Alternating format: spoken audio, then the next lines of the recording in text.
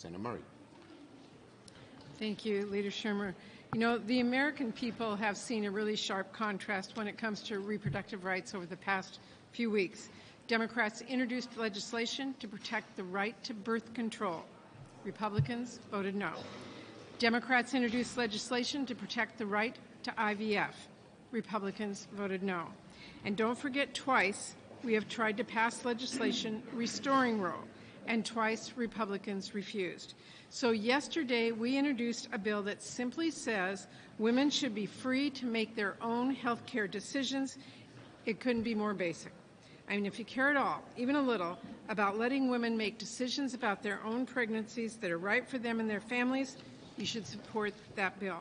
Republicans are probably going to try to spin this, but make no mistake, we are going to put them on the record.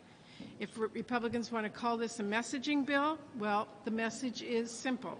Here is who stands for reproductive freedom, and here is who does not. And if Republicans want to pretend there is no threat to reproductive rights, well, no one is falling for that shtick. Not when so many Republicans support extreme fetal personhood laws that treat a frozen embryo the same as a living, breathing person. Not when Republicans are listening to quote-unquote experts who think birth control like IUDs are the same as abortion. Not when they have written something like Project 2025, which I spoke about earlier today. It is a literal plan for Trump to attack abortion nationwide. And we certainly are not going to let Republicans off the hook when we are already living with the painful reality inflicted on women by Republicans' anti-abortion extremism.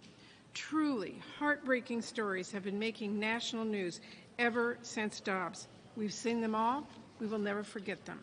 And as I said at our HELP hearing a few weeks ago, a forced pregnancy does not have to make headlines to make someone's life a living hell.